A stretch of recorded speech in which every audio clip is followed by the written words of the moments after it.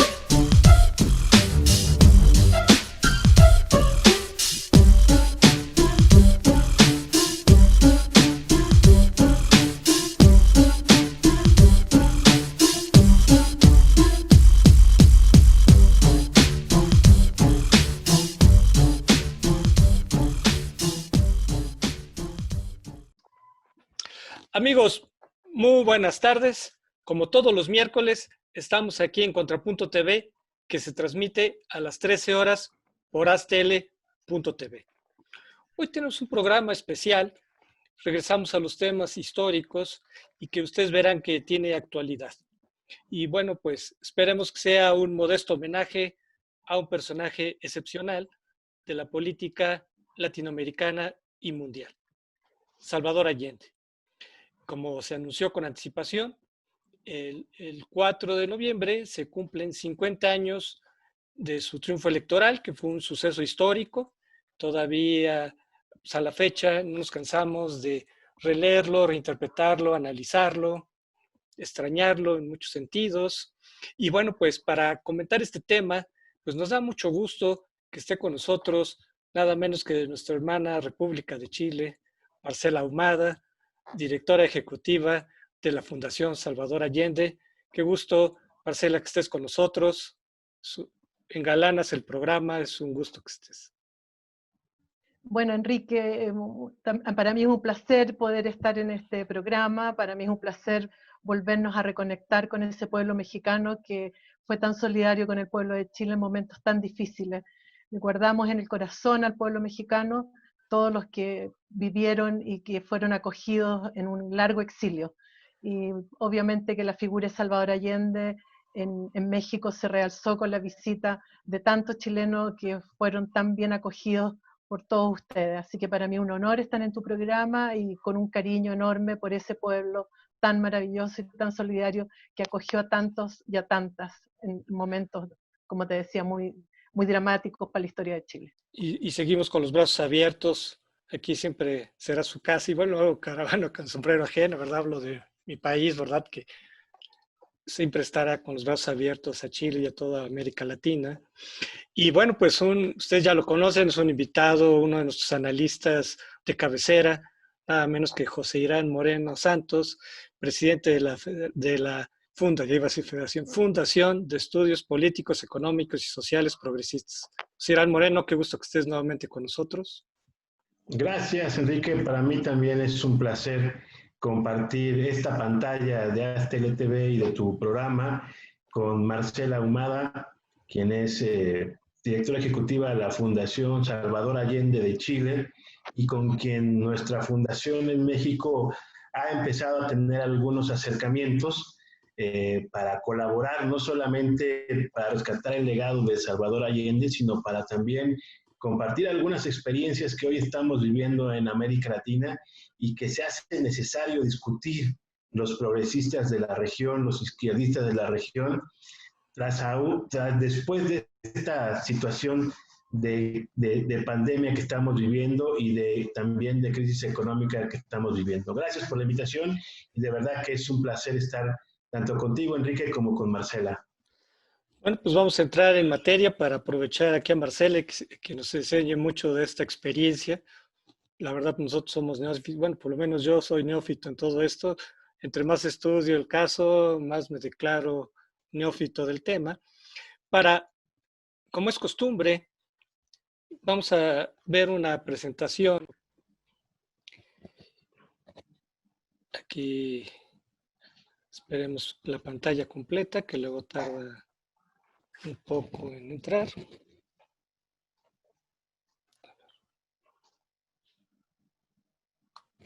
Aquí estoy. Bueno, esta es nuestra portada del programa y vamos a comenzar con una pequeña introducción que aquí hemos grabado. El 4 de septiembre se cumplen 50 años del triunfo electoral de Salvador Allende, el primer presidente declaradamente socialista y marxista que con la bandera de la vía chilena al socialismo ganara las elecciones. Después de la Revolución Cubana, su triunfo constituyó un segundo parteaguas político, ya que parecía inimaginable que la izquierda, especialmente por el contexto anticomunista de la Guerra Fría, pudiera triunfar por la vía de las urnas. Lamentablemente, 3 años después lo derrocó un golpe de Estado fascista. Este programa se limita a analizar la trayectoria política de Salvador Allende hasta el proceso electoral de 1970 y las circunstancias que le permitieron ascender a la presidencia de Chile. Quedará pendiente analizar su gobierno y las causas del golpe de Pinochet. Constituye un modesto homenaje que en su valentía y martirio son ejemplos para las presentes y nuevas generaciones. El 4 de septiembre se cumple... Aquí está. ¿Quién fue Salvador Allende? Aquí, bueno, pues muy sucintamente hemos destacado algunos puntos de su trayectoria, desde que fue líder estudiantil hasta que llegó a ser presidente de Chile. Como ustedes pueden ver, pues fue un destacado político chileno que pues tuvo una dura trayectoria, tuvo que enfrentar muchos obstáculos para llegar a la presidencia. A ver, Marcela, ¿qué nos puedes decir de Salvador Allende? Tantas cosas que se pueden decir y pues siempre nos quedamos cortos con eso. Bueno, agradecerles el resumen y el trabajo que se han dado. Bueno, la biografía está muy bien, es eso y bueno, mucho más. Pero lo que podríamos decir de Salvador Allende, primero que fue una persona que siempre escuchó mucho al pueblo. Y su gobierno se destacó por dos cosas. Primero, él sabía que para poder hacer estos cambios estructurales y para poder llegar a hacer un buen gobierno tenía que buscar la unidad de la izquierda, y por eso la Unidad Popular. La Unidad Popular fue una coalición de izquierda que llevó a Salvador Allende a ser presidente de la República. Pero también fue un líder que supo escuchar las demandas del pueblo, demandas que se venían arrastrando por muchas décadas en nuestro país, y con la convicción que él tenía, se propuso darle dignidad al pueblo a través de reformas estructurales. Luchó incansablemente por darle seguridad social, darle bienestar a los niños, darle participación a las mujeres, y yo te podría decir que una de las dos cosas más fundamentales que él hizo en su gobierno fue la nacionalización de una de las primeras riquezas de nuestro país, que fue la del cobre, y después terminó con el latifundio, porque profundizó enormemente lo que fue la reforma agraria, donde la tierra era para quien la trabaja. Yo creo que una de las características de Salvador Allende fue darle esperanza al pueblo que podíamos tener un país más igualitario, con más dignidad, y darle alegría, porque todo este proceso fue de una gran alegría, de una gran convicción, de una gran movilización social, donde todos nos sentíamos partícipes del proceso al que él nos había invitado. Nadie se sentía ajeno. Todos sabíamos que podíamos contribuir con un grano de arena a este gran programa que él se había propuesto en conjunto con los partidos políticos que lo acompañaron. Oye, pero mucho de lo que sabemos de Salvador Allende ya es el Salvador Allende presidente. ¿Pero qué nos puedes decir del Salvador Allende dirigente, del Salvador Allende legislador, del Salvador Allende candidato? Irán, bueno, a ver, que nos diga Irán. A ver, Irán. Bueno, yo, como tú bien lo dices, conocemos mucho la trayectoria de Salvador Allende ya en el ejercicio del poder. ¿no? Y yo creo que ese es un tema que debemos los mexicanos de izquierda en este país un poco investigar a fondo sobre lo que significaba Salvador Allende, líder estudiantil, Salvador Allende, ministro de Pedro Aguirre, el Salvador Allende, que fue secretario del Partido Socialista, el Salvador Allende, senador de la República, ¿no? Porque yo creo que muchos de sus convicciones, pues sí, recogían en esencia el sentir de la población chilena, ¿no? Los grandes problemas sociales que Chile atravesaba, y también creo que era un hombre que conocía el contexto, el contexto internacional en el que estaba participando, el momento histórico que le significaba la izquierda o ser socialista en medio de la Guerra Fría, ¿no? Tenía mucha claridad sobre lo que sucedía en Cuba y el conflicto que necesariamente iba a suceder si otro partido de izquierda en América Latina hubiera podido llegar al poder. Creo que él tenía mucha claridad de eso, era un hombre de su tiempo, ¿no? Era un hombre que tenía claridad en torno a lo que significaba ganar elecciones desde la izquierda y lo que le significaba enfrentarse a uno de los dos bloques que en aquel momento definía la política internacional o la geopolítica internacional. Yo creo que Salvador Allende, al arribo al poder, tenía mucha claridad de esta situación y sabía lo que se iba a enfrentar, ¿no? Sabía que en un gobierno de unidad popular, sumando las izquierdas, iba a tener una presión externa muy fuerte, ¿no? Sabía que los Estados Unidos iban a estar vigilando y saboteando lo que a su criterio no fuera en función de sus intereses, ¿no? Y creo que Salvador Allende tenía también mucha claridad de lo que podía suceder si atentaba contra intereses propios de los estadounidenses en la región. Y obviamente lo que significaba estar tal vez vinculado a lo que en aquel tiempo se le vinculaba al comunismo con la Unión Soviética, y eso era algo que sin duda Salvador Allende, desde su juventud hasta ser presidente de Chile, tenía claridad. Y yo creo que esos tiempos no distan ser diferentes a los de hoy, ¿no? Donde tú sabes claramente que desde la izquierda llegar al poder por la vía electoral implica también que actores externos estén vigilando tu gobierno y que haya intentos de desestabilización más allá de otros momentos. Yo creo que es el Salvador Allende que creo yo era un hombre de su tiempo. A ver, interrumpía Marcela, algo nos iba a decir de Allende, dirigente, legislador, candidato. Bueno, Allende, yo creo que a partir de su liderazgo estudiantil, de la fundación del Partido Socialista, diputado, ministro, él fue, como dice Irán, palpando lo que podía ser una candidatura presidencial y tomando experiencia y recogiendo su experiencia y amasando su experiencia. Y también era un hombre muy preocupado de América Latina. Entonces, la verdad es que Allende miraba el proceso chileno cuando asume la presidencia, pero no era solamente el proceso chileno, sino que también era el proceso latinoamericano.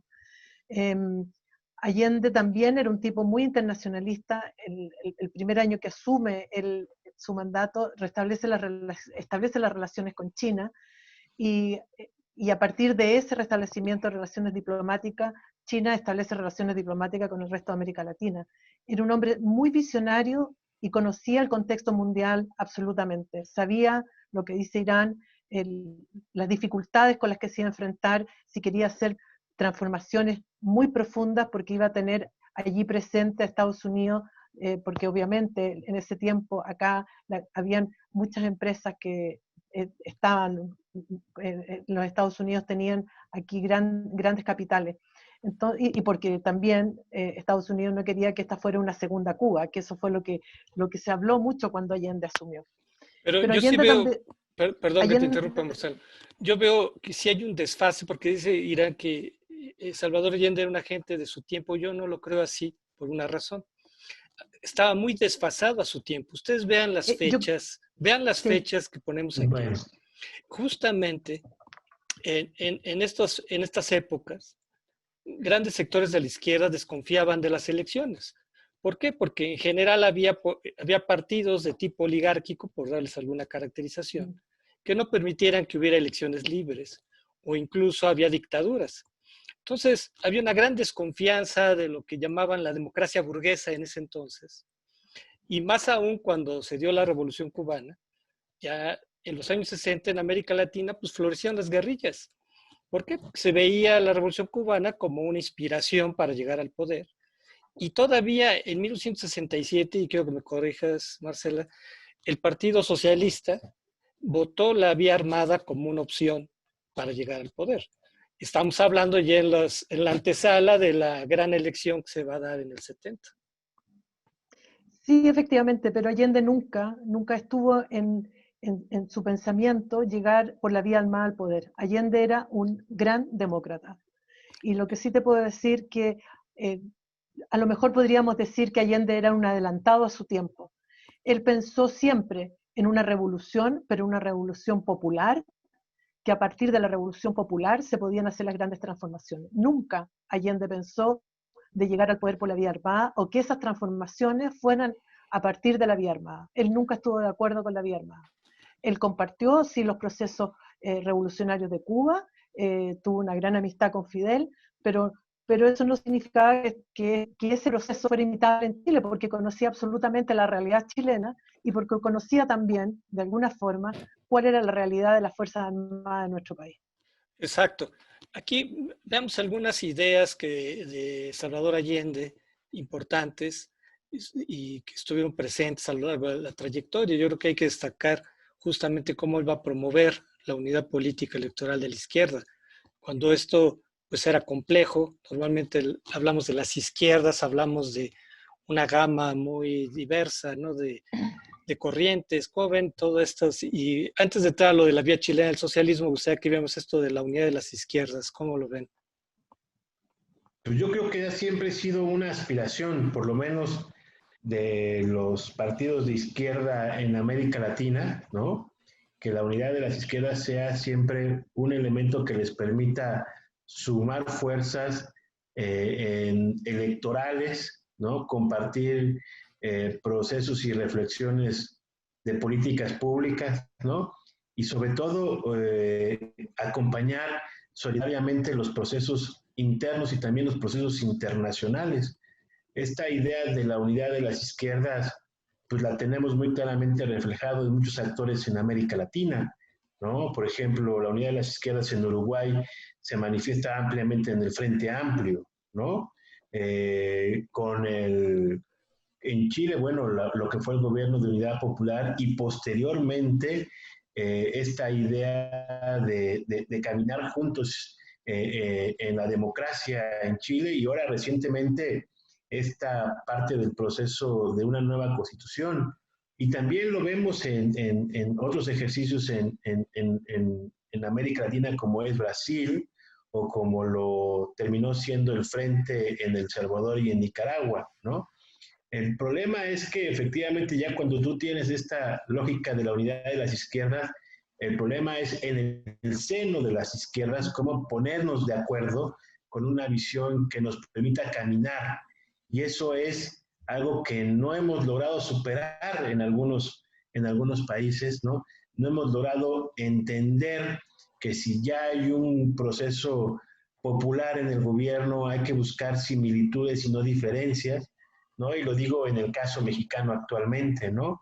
Pero también en Chile, también en los gobiernos recientes, donde tienen una fuerza popular en el Congreso de diversos sectores de izquierda, fue muy difícil transitar en la reforma, ¿no? Lo pasó lo mismo en Brasil, lo mismo pasó en Uruguay, etcétera. Yo creo que esta idea de la unidad de las izquierdas es una propuesta muy interesante, pero tenemos que tener una estatura política interna muy fuerte que nos permita lograr esta unidad en la diversidad y poder caminar juntos hacia adelante.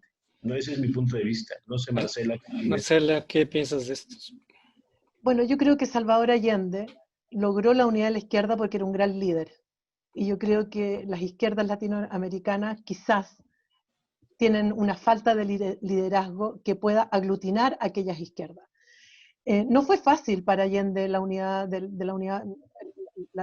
la coalición de izquierda, pero sí yo creo que hubo una capacidad de ponerse de acuerdo cuál era el programa que iba a movilizar a estas izquierdas. Y el programa lo movilizó Allende con su tremendo liderazgo, porque además le dio participación al pueblo, o sea, no era solamente los partidos políticos. Aquí había un respaldo de la población a aquellos partidos. Y tampoco les fue fácil porque habían distintos puntos de vista en la rapidez con lo que se tenían que hacer las transformaciones.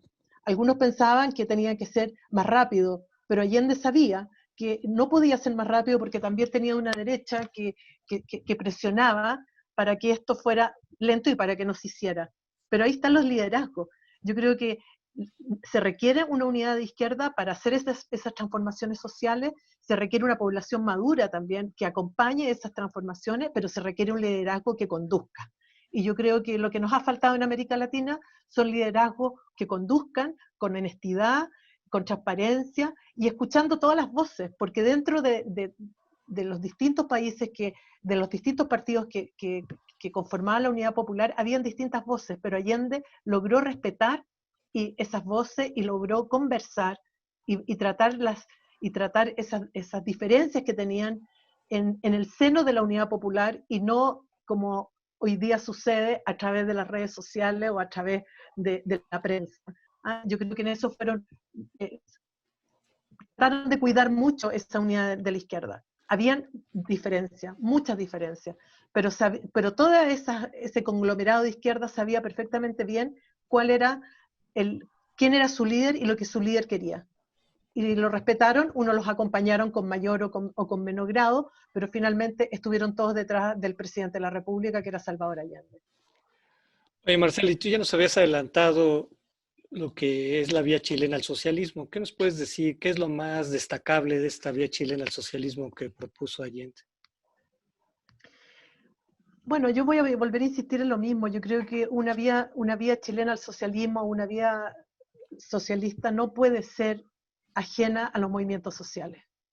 Yo creo que ahí Allende dio en un punto, porque no es solamente escuchar y hacerse eco de las demandas sociales, sino que también que la población tenga participación y que la población se sienta partícipe de un proceso político. En ese tiempo, yo me acuerdo porque yo era muy chica, pero los trabajos voluntarios, íbamos todos a los trabajos voluntarios, porque todos nos sentíamos parte de un gobierno y porque todos nos sentíamos responsables del proceso de la vía chilena del socialismo. No era un problema del presidente, de los ministros, de los parlamentarios, era un problema del pueblo, era un problema de que todos queríamos avanzar. Entonces yo creo que esa vía chilena del socialismo, no voy a hablar desde la política, sino que más bien de lo que a mí me interesa, que son los movimientos sociales y la participación sindical y la oportunidad que les dio Allende a todo el mundo, los trabajadores, para poder capacitarse, para poder emprender y para poder también ser parte de los procesos productivos de las empresas. Eso fue muy importante y muy interesante. Aquí nos sentíamos todos iguales. Las jerarquías en este proceso no existían, o si existían, las respetábamos, pero no había una diferencia como la que hay hoy día brutal, entre el obrero, el gerente, no. Y porque además todos tenían sueldos más o menos equilibrados, ¿te das cuenta? Entonces había una participación real. Yo creo que la participación es la clave en cualquier proceso social y socialista que quisiéramos tener. Esto no se construye desde arriba, se construye desde las bases. Y el pueblo hay que involucrarlo en los procesos, porque si tú no involucras al pueblo en los procesos, el pueblo finalmente solamente demanda y no participa. Muy bien. No sé, Irán, tú que... Bueno, no sé si quieres decir algo sobre la vía chilena sí, al socialismo, Irán. Sí, me gustaría escuchar a Irán. Gracias, Marcela. Me regreso. Yo creo que eso es parte fundamental de lo que hoy la izquierda está perdiendo. La capacidad de dialogar entre sí, la capacidad de escucharse entre sí. Hoy la izquierda y lo digo no solamente en el caso mexicano, sino en el caso de muchos países de América Latina, se ha vuelto electorera. Solamente compite en elecciones, pero no dialoga con los trabajadores, no dialoga con los movimientos sociales y le falta esa inclusión hoy en día a la izquierda en América Latina. Por desgracia, el hecho de que nosotros participemos en elecciones nos convierte en partidos que queremos vender ideas e imágenes, pero nos hemos olvidado de construir programas, ¿no? Nos hemos olvidado de pensar en el tema de la democracia, la participación activa de la sociedad o del pueblo, ¿no? Y de que seamos reformistas y respetuosos de la ley, ¿no? Yo creo que este ejercicio que se hizo en Chile en los 70s con Salvador Allende se hace necesario repensarlo hoy en día, ¿no? Se hace necesario hoy volver a buscar los acuerdos necesarios entre las izquierdas y construir liderazgos que nos permitan acompañar estos procesos. En América Latina hemos tenido varios ejercicios desde el Foro de Sao Paulo,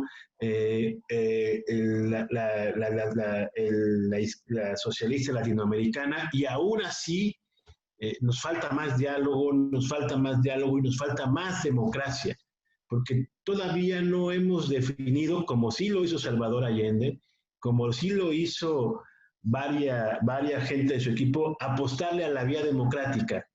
Hoy muchas izquierdas en la región sí le apuestan a la vía democrática, pero también muchas siguen pensando que la vía armada es una opción. Y yo creo que ahí nos estábamos equivocando. Ahí le dejo. Bueno, tú hablabas, Irán, del contexto de la Guerra Fría, la política de contención, también las transnacionales fueron agentes importantes en el proceso chileno. Aquí en la imagen vemos a Nixon y a Richard Helms, que era el director de la CIA, y cómo desde la elección previa fue muy claro cómo operaron a favor de Eduardo Frei para que no pudiera ganar Salvador Allende. ¿Cómo ven este proceso en el contexto de la Guerra Fría? No sé quién quiere opinar. Yo creo que ese contexto de la Guerra Fría sigue presente hoy en día en los procesos electorales en la región, por desgracia, ¿no? Muchos de los candidatos buscan congratularse con los Estados Unidos, ¿no? Muchos de los presidentes recientemente electos, su primer visita es hacia los Estados Unidos, ¿no? Hoy no tenemos al enemigo identificado como en aquel tiempo de la Unión Soviética, pero sigue habiendo políticas de contención. Antes era Rusia, hoy es China, ¿no? Y las empresas transnacionales las tenemos aún incrustadas en nuestros territorios, ¿no? Yo creo que la derecha ha avanzado y la izquierda nos hemos seguido disputando la búsqueda de la primacía ideológica cuando tenemos que privilegiar el tema del diálogo y de la unidad de las izquierdas, ¿no? Nos estamos peleando por llegar al poder, pero llegar al poder significa transformar y lo que hacemos es administrar y eso es incorrecto. Eso yo lo veo, no hay mucha diferencia, a excepción del contexto histórico, pero veo que sigue habiendo actores políticos incrustados en los procesos electorales en la región, ¿no?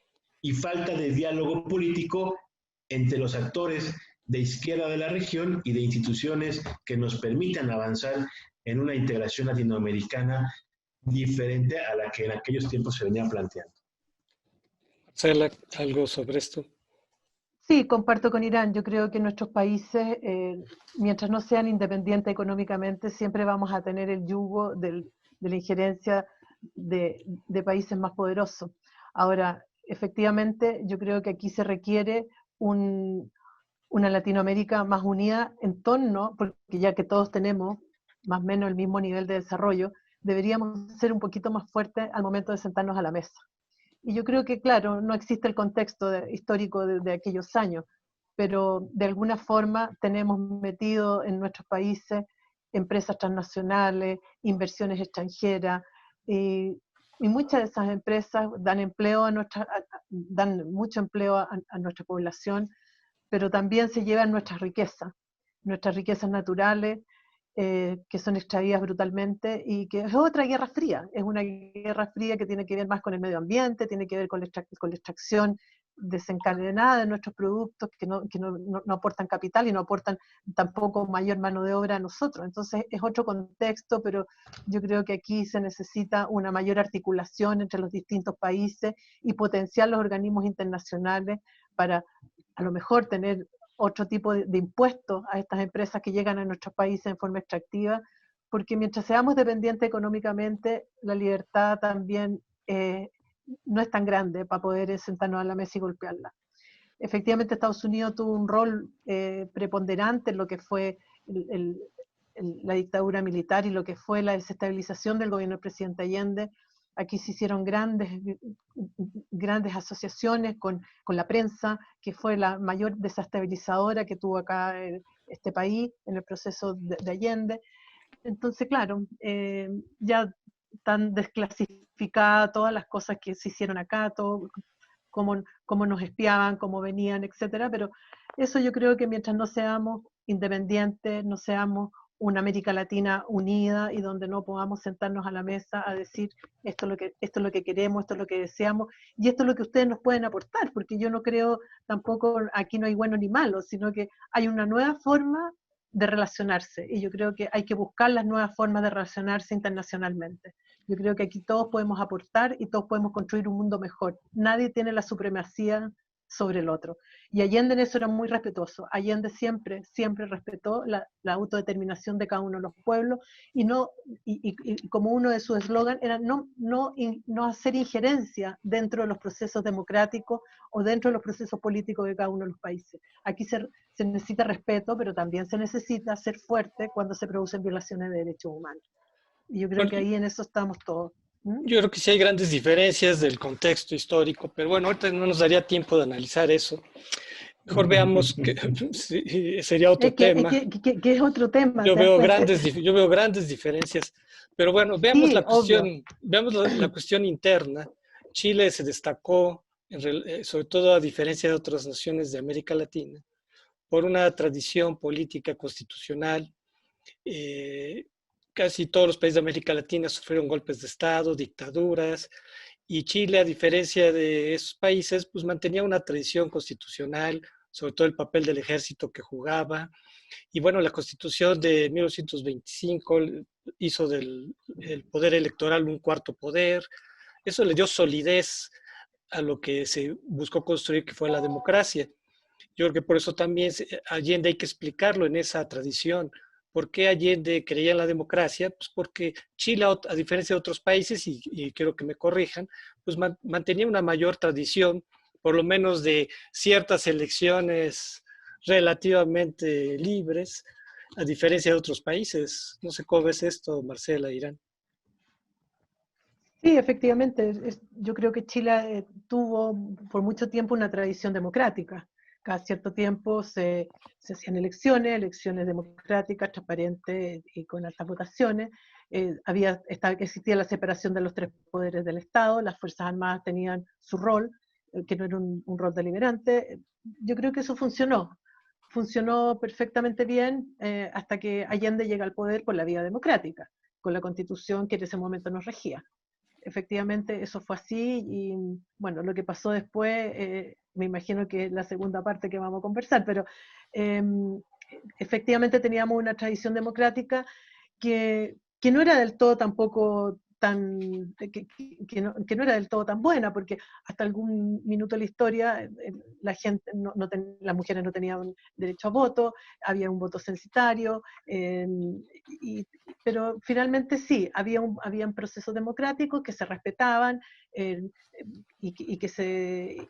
con esta separación de los tres poderes del Estado y con un rol de las Fuerzas Armadas en un rol bastante en una línea de defensa, pero no en una línea de injerencia política.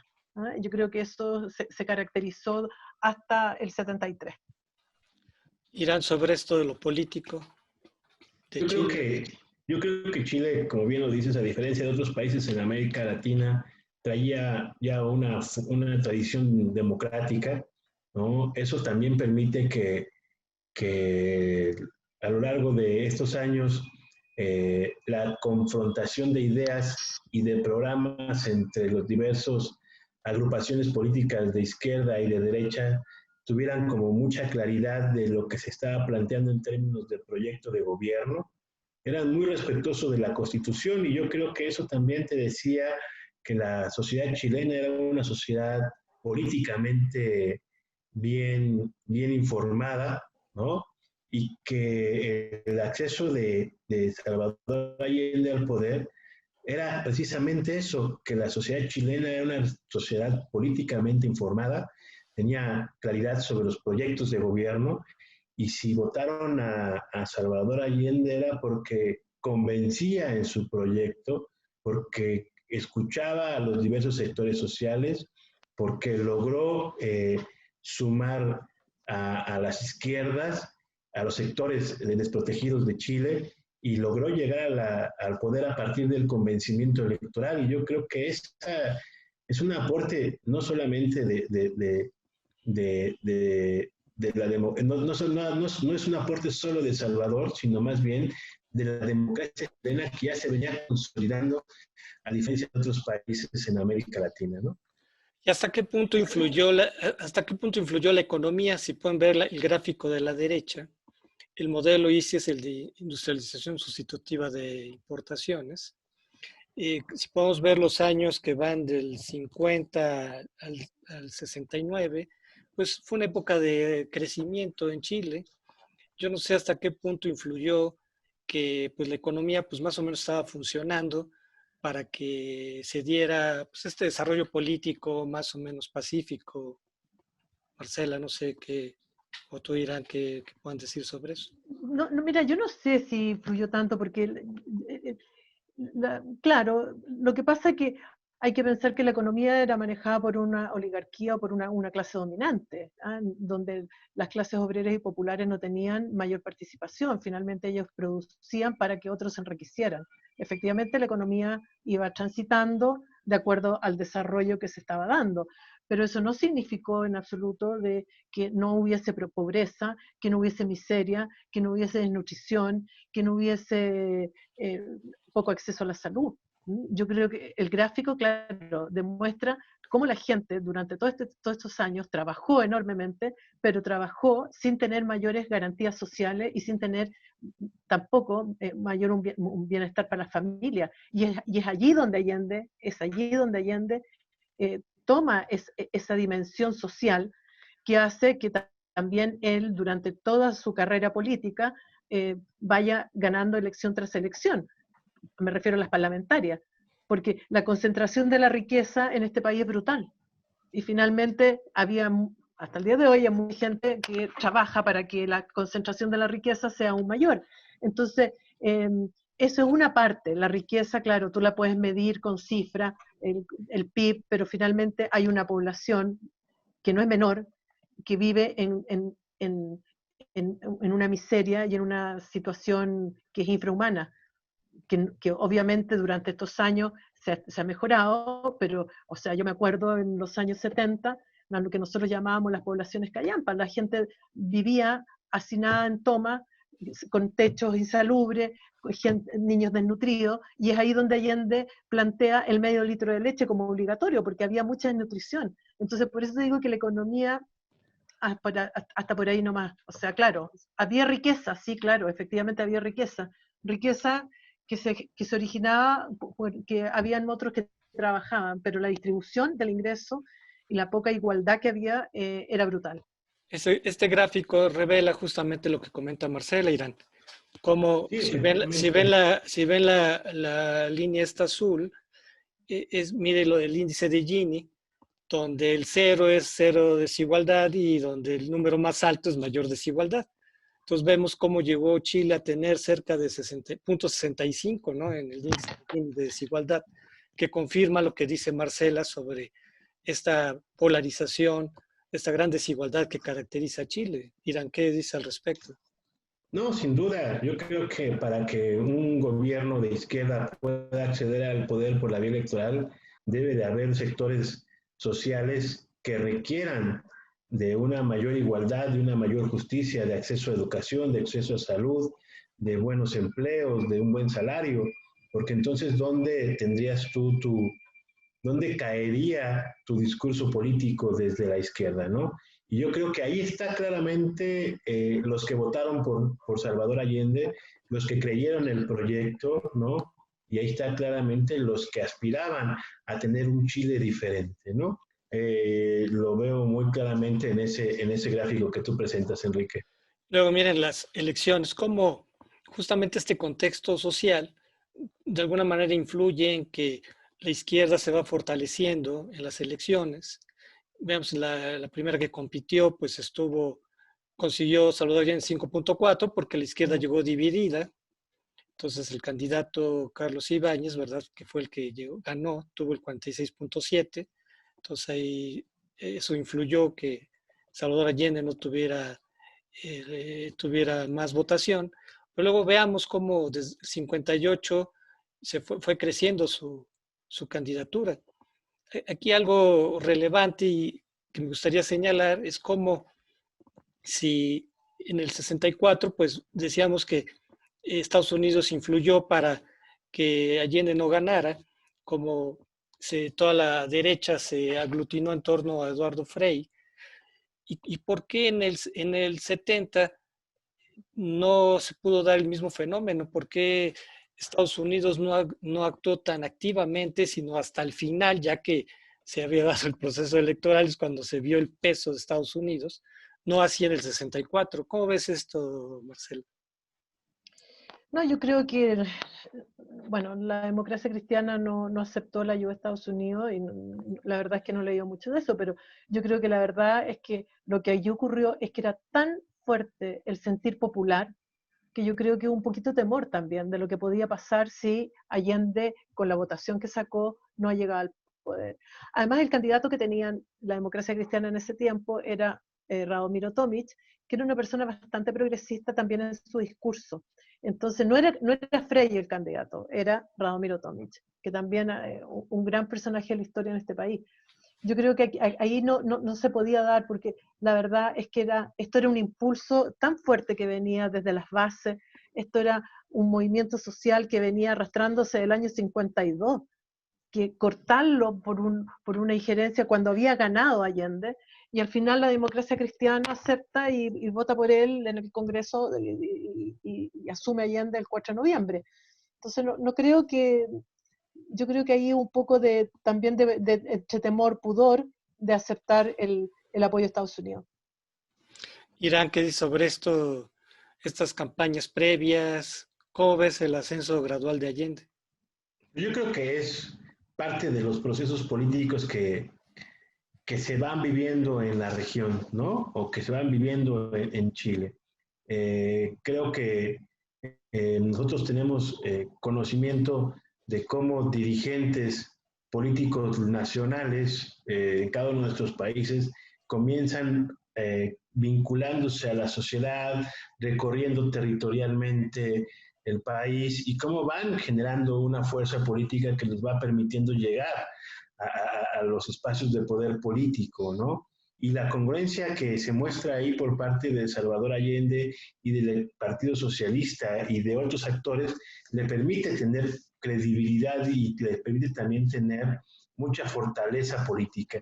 Por eso el atrevimiento de convocar la unidad de las izquierdas, porque además ya tenía claridad Salvador Allende y quien lo acompañaban de que era la única forma de derrotar a la derecha. Y hoy es la única forma de derrotar a la derecha y aún así no nos ponemos de acuerdo, ¿no? Ahora, O sea, imagínense que Allende recorrió Chile, este largo país, en 4 campañas. Entonces, lo que allí aprendió en esas 4 campañas, lo que allí escuchó, lo siguió hasta la presidencia de la República. entonces vean cómo, entonces una gran diferencia con los procesos previos es que anteriormente la izquierda llegó dividida y la derecha llegaba unida, y en cambio en el 70 pues la izquierda pues se unió y Radomiro Tomic pues que también tenía un perfil de izquierda, Sí. pues se fue más bien con Allende, que se veía que era el candidato que podía ganar. Entonces la democracia cristiana, que anteriormente había tenido un candidato de derecha, pues logró aglutinar a la ultraderecha. En este caso, la que había sido derecha se fue a la izquierda. Entonces, esa diferencia le ayudó mucho a Allende en la elección del 70, si no me equivoco. Sí, exactamente. Y yo te digo, Sí. te vuelvo a repetir, eso tiene que ver con el gran liderazgo que tenía Allende, con la capacidad oratoria que tenía, por el conocimiento que tenía de las necesidades del pueblo, y porque también había una democracia cristiana que ya había iniciado en el proceso de la reforma agraria con el presidente Frei, y se había dado cuenta de cómo vivían los campesinos en los distintos latifundios. Entonces, también ahí había, Radomiro Tomic, yo creo que jugó un gran papel en lo que fue la elección del presidente Allende. Bueno, y el MAPU, por ejemplo, el MAPU era un partido que nació de la democracia cristiana. Todos los dirigentes del MAPU venían de la democracia cristiana. Entonces también había un apoyo desde, como tú dices, de algunos sectores más progresistas de la democracia cristiana al proyecto de Allende. A lo mejor no se decía abiertamente, pero yo creo que eso fue lo que ocurrió. Irán, sobre este punto. Coincido con lo que dice Marcela, ¿no? Y bueno, pues algo que también fue importante en este proceso, que pensaba Estados Unidos y la derecha que Jorge Alessandri se iba a ganar, o sea, no veían viable que un candidato con estas banderas de transición al socialismo, nacionalización, reforma agraria, que pues son banderas, diremos, fuertes, o sea, el programa de Allende era un programa muy avanzado y naturalmente que en el contexto anticomunista pues iba a asustar a muchos, por lo menos eso pensaban los sectores conservadores y Estados Unidos. Entonces yo siento que hasta cierto punto que se confiaron de que Jorge Alessandri, que era un viejo caudillo de la derecha, iba a ganar. Entonces, si comparan los apoyos que recibió Frei a los apoyos que le dieron a Alessandri, pues fueron muy menores. También eso le ayudó a Allende. Sí, yo creo que también la derecha venía desgastada enormemente, te das cuenta, porque no había avanzado en darle mayores garantías a un pueblo que estaba absolutamente en la miseria. Entonces, yo creo que se fue desgastando mucho la derecha.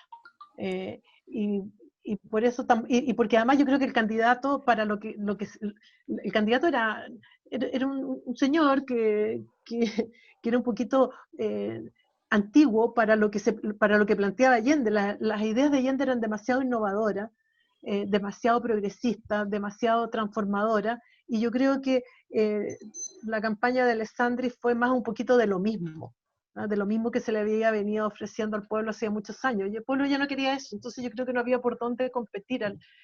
Bueno, pero obviamente tenían el soporte que siempre tiene la derecha, de los 3/3, pero yo creo que Allende en eso fue muy hábil, porque puso temas que la derecha nunca puso. Yo creo que fue muy innovador en su planteamiento del programa. Algo importante fue la declaración de René Schneider, que luego se le conoció como Doctrina Schneider, de que el ejército se apegaría a la Carta Magna en caso de que ningún candidato obtuviera la mayoría absoluta. Se pensaba que la intervención del ejército podría ser favorable a la derecha, pero después de la doctrina Schneider, pues de alguna manera estaba poniendo freno a todos los sectores golpistas y bueno, pues eso de alguna manera condicionaba los planes de Estados Unidos y la derecha para impedir que llegara Salvador Allende al poder. Seguramente sí, ¿no? Yo creo que eso también determinó mucho el comportamiento político de esos actores en aquel momento, más el desgaste, como dice Marcela, de la derecha, porque además yo creo que hay algún elemento importante que aquí ya habíamos mencionado, que era que Chile ya venía de una tradición democrática y ya venía de contrastes políticos y de gobiernos de derecha que venían desgastados. Y un discurso como el de Salvador Allende, con alto contenido más que de izquierda progresista, de transformaciones, obviamente se hacía necesario en una sociedad que venía siendo politizada de manera importante en los últimos años, ¿no? Pero vean el resultado. Allende 36%, Alessandri 34.9%. Eso obligaba a que el Congreso decidiera quién iba a ser el presidente. Entonces, de ahí los planes de Estados Unidos y de la derecha para impedir que Allende fuera designado por el Congreso. Entre la derecha fue muy importante y por eso puse aquí el diario El Mercurio, que llevó una militancia pues muy contraria a Allende. Simplemente vean el titular que dice: murió general René Schneider. No, cuando fue claro que lo asesinaron. Lo asesinaron. Lo asesinaron en un intento de secuestro, que era parte del plan de Estados Unidos para generar inestabilidad. O sea, la idea era generar un clima de inestabilidad que impidiera que llegara Allende. Entonces vean el primer plan: el Congreso eligiese a Alessandri, renunciaría y se llamaría nuevas elecciones, ¿no? Para que fuera Frei, pero pues no contaban con que iba a haber un acuerdo entre la democracia cristiana y la unidad popular. Entonces eso frustró el primer plan. Y el segundo fue lo que comentábamos de Schneider, que también fracasó este segundo plan. Sí, fracasaron los dos planes y desgraciadamente esto costó la muerte a René Schneider. O sea, eso es brutal. Y yo creo que todos nos dimos cuenta de que esto era algo que estaba absolutamente premeditado para que Allende no asumiera. Hay que destacar ese estatuto de garantías de cómo Allende se comprometió a respetar la Constitución y cómo las reformas que él planteaba se iban a dar dentro de este marco constitucional, que fue algo asombroso porque eran reformas muy radicales para ese momento, ¿no? como reformas. Sí, lo que te decía inicialmente, Allende siempre se propuso hacer todas las transformaciones dentro del marco constitucional y el marco legal vigente, en el Estado de Derecho que nos regía. Nunca se planteó de aquí a hacer esas transformaciones por ninguna vía que no fuera una vía pacífica. Entonces era aún más difícil porque obviamente el pueblo y parte de la Unidad Popular quería que estas transformaciones fueran más rápido. Incluso se le denominaba a alguna gente más de izquierda el transformista, ¿ah? Porque no se lograba llegar, porque obviamente el Parlamento aquí no apoyaba todas las leyes, no había grandes mayorías, etcétera, pero finalmente yo creo que una de los valores de Allende es de plantearse un proceso socialista en democracia, en libertad y en forma participativa. Me están diciendo que se nos está acabando el tiempo. Mi idea era ver un video de Allende, pero ya no nos va a dar tiempo. Y veamos pues la parte final. ¿Cuál sería el legado de Allende? ¿Qué nos pueden decir sobre toda esta experiencia? Y conste que estamos hablando nada más de su ascenso al poder. No estamos hablando de su gobierno, que eso ya sería motivo de otro programa. De lo que vimos ahora, ¿cuál sería el principal legado de Allende? Mira, para nosotros como Fundación Allende, el principal legado que nos deja Salvador Allende es, primero, respetar la democracia, llegar al poder por la vía democrática, en libertad, con una izquierda unificada y con una participación social enorme a un programa de gobierno donde, tal como te decía en un inicio, no sobraba nadie y todos teníamos la misma participación que en este proceso. Yo creo que el legado de Allende es la unidad de la izquierda y la posibilidad de participar en este proceso político y en este proceso de transformaciones que por años estábamos pidiendo. Yo creo que el legado de Allende, para muchos que estamos fuera de Chile, es que ubicamos a Salvador Allende como el primer demócrata de izquierda de América Latina. Es un tipo comprometido con la democracia, dejando muy claramente que la vía era electoral y que esta vía electoral se construía a partir de programas partidarios en el que se sumaba a los más diversos sectores sociales, económicos y políticos del país, ¿no? Un hombre que prefería dialogar a una arma, ¿no? De buscar acuerdos y consensos, y creo que ese es el legado más importante. Yo como latinoamericano, como mexicano y como un ciudadano que ha recibido, ha aprendido, tenido maestros y leído textos de chilenos exiliados, me dejan claramente que era una sociedad politizada bastante politizada, pero también con un sentido democrático muy amplio, ¿no? Y yo creo que el legado más importante para mí es que fue el primer demócrata de izquierda comprometido con la legalidad, con el marco del Estado de Derecho y por el reformismo. Y eso en América Latina en aquellos años era impensable. Impensable.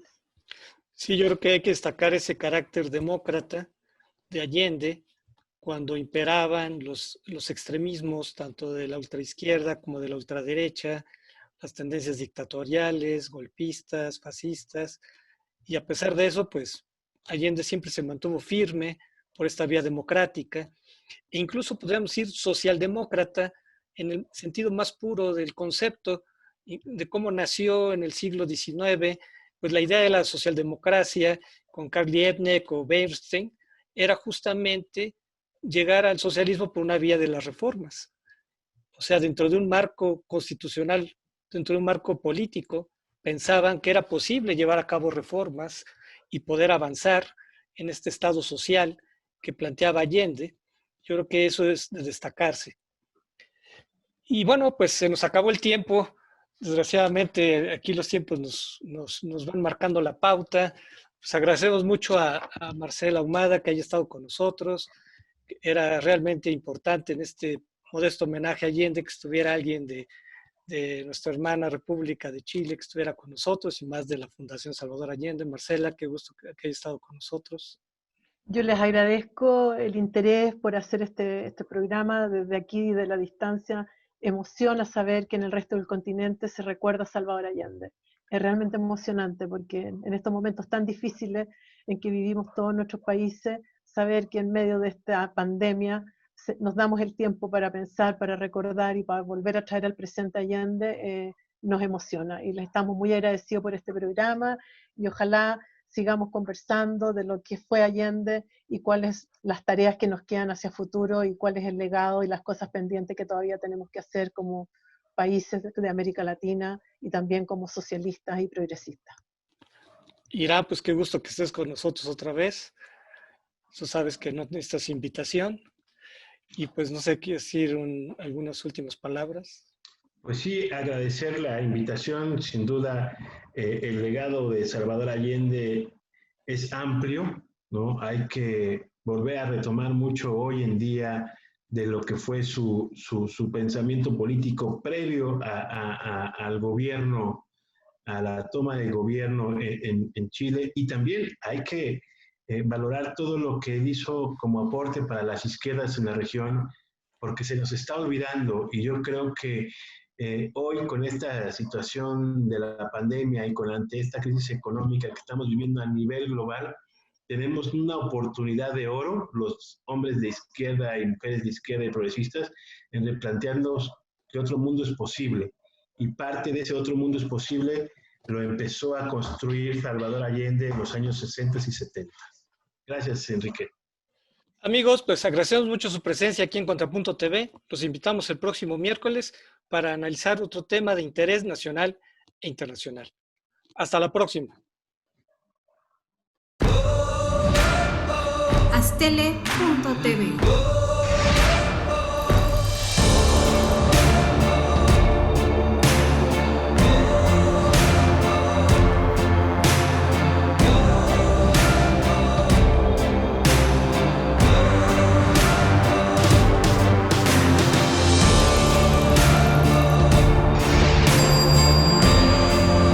Astele.tv